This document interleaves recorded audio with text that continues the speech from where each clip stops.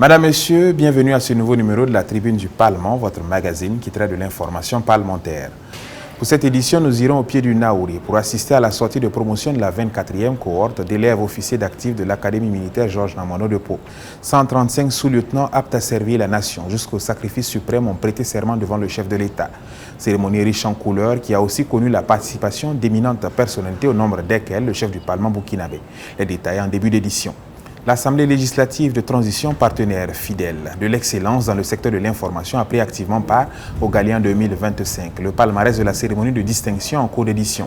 La députée Marie-Angèle Tiendrebergo Kalenzaga est notre invitée cette semaine. La présidente de la Commission du genre, la santé, l'action sociale et humanitaire revient sur les conclusions de la mission d'information parlementaire diligentée par sa commission au mois d'avril 2025 sur la mise en œuvre des recommandations formulées lors des missions d'information précédentes qui ont concerné les questions de prise en charge sanitaire, de gestion de cantines scolaires et de violences basées sur le genre. Vous l'entendrez dans un instant. Voilà pour le sommaire. Merci de nous suivre.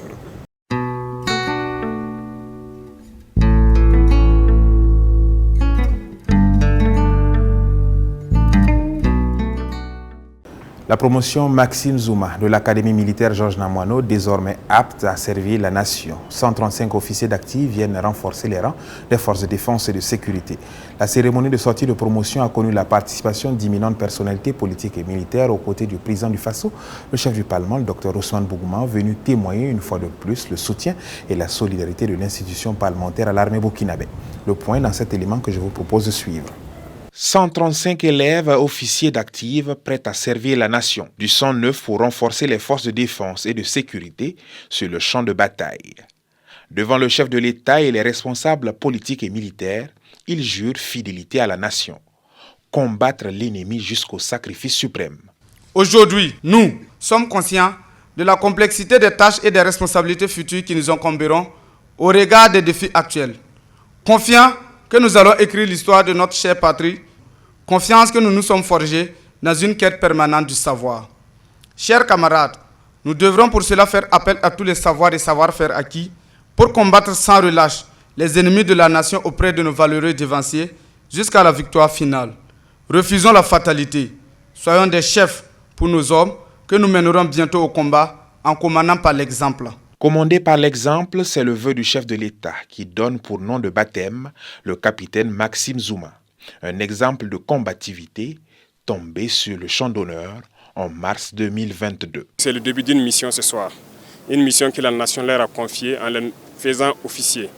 Leur mission désormais, c'est de combattre pour libérer notre pays et venger tous ces officiers qui sont leurs anciens, qui ont perdu leur vie, qui ont mené le combat jusqu'au sacrifice suprême sur le champ de bataille. La présence du chef du Parlement aux côtés du président du Faso à cette sortie de promotion souligne l'engagement de l'Assemblée législative de transition aux côtés des forces de défense et de sécurité.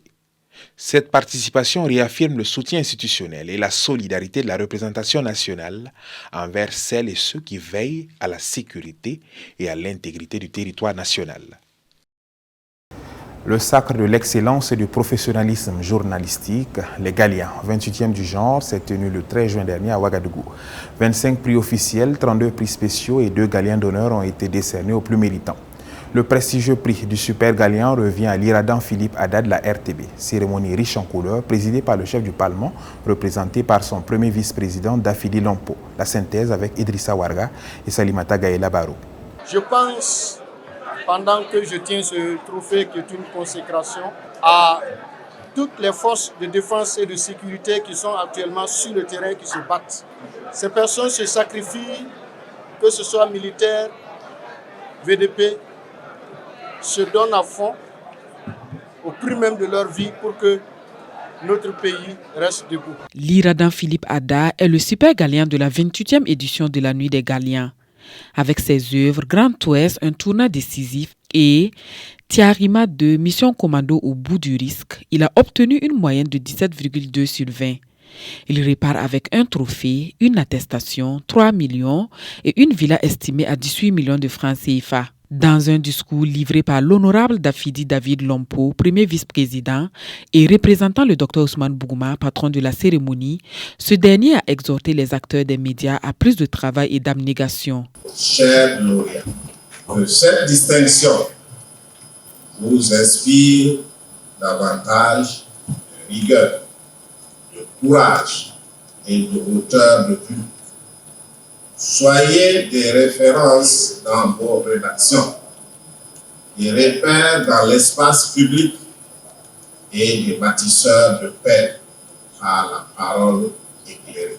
Pour cette 28e édition, plus de 189 candidatures, soit 378 œuvres, ont été reçues. 25 prix officiels, 32 prix spéciaux et 2 Galians d'honneur ont été décernés. L'Iradan Philippe Ada est à son 2e trophée du Super Galian. Le premier avait été remporté en 2022.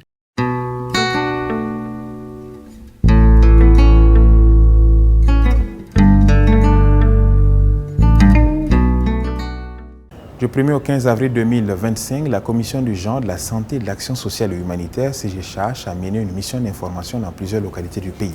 Objectif, vérifier la mise en œuvre des engagements pris par le gouvernement suite aux préoccupations et recommandations formulées par la CGCH en 2023 et 2024. Ces recommandations touchent les domaines de prise en charge sanitaire, la gestion des cantines scolaires et les violences basées sur le genre.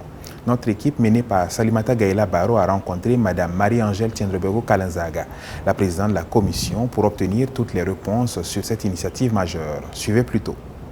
Vous avez mené une mission d'information sur les recommandations adressées au gouvernement en 2023 et 2024.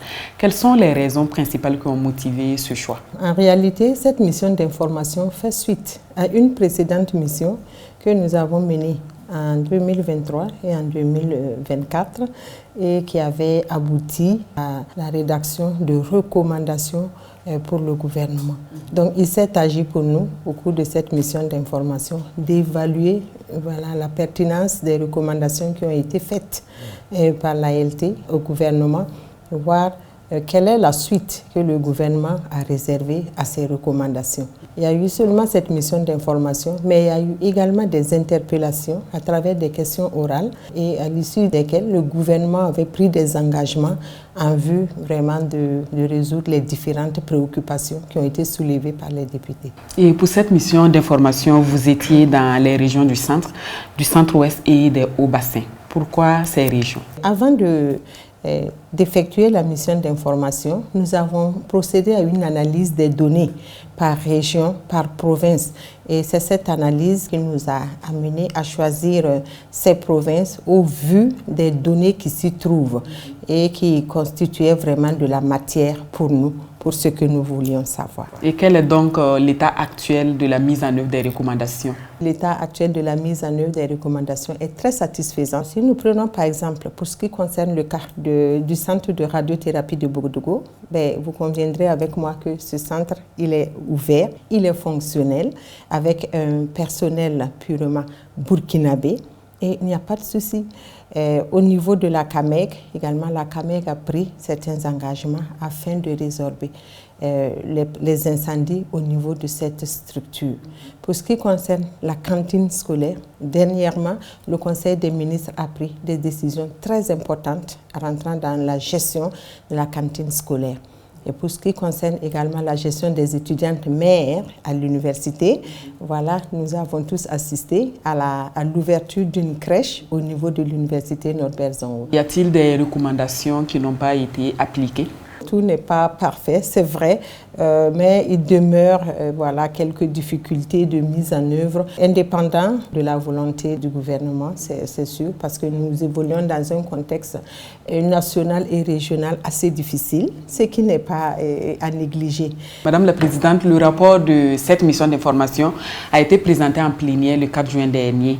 Et quel est donc le taux de satisfaction de ce qui a été fait? Nous sommes satisfaits pour tout ce que nous avons vu sur le terrain. Parce que même pour la cantine scolaire, la professionnalisation de la filière que nous avons demandée a eu un impact positif. La qualité des vivres servis aux enfants que nous avons vus cette année n'a rien à voir avec ce que nous avons vu l'année dernière. Donc en cela, nous avons été très, très, très satisfaits.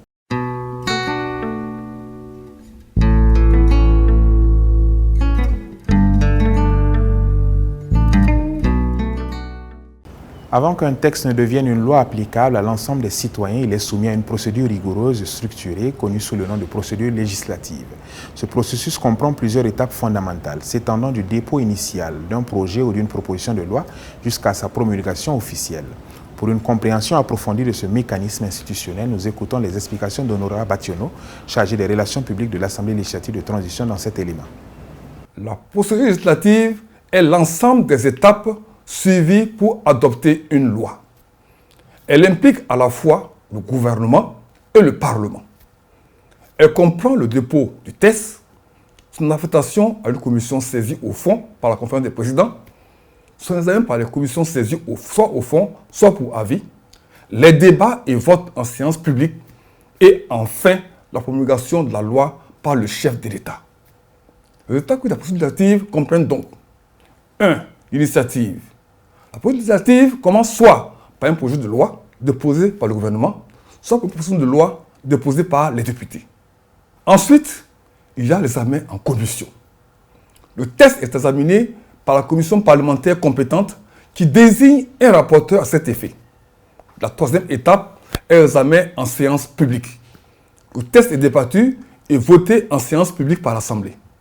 La dernière étape est la promulgation et la publication. Au Burkina Faso, une loi entre en vigueur après sa promulgation par le chef de l'État et sa publication au journal officiel du Faso. Le délai de promulgation est de 21 jours après l'adoption définitive de la loi par le Parlement, sauf en cas d'urgence déclarée où ce délai est réduit à 8 jours. Face à l'adversité, l'union sacrée est non seulement une force, mais une nécessité absolue pour la survie et le triomphe. L'esprit d'union sacrée n'est pas l'absence de désaccords, mais la capacité de les transcender pour le bien-être commun. Quand tous les efforts convergent ensemble, le rêve le plus audacieux devient une réalité tangible. Restons unis pour l'essor de notre Faso. C'est tout pour cette émission. Merci de l'avoir suivi. À très bientôt pour de nouvelles informations parlementaires.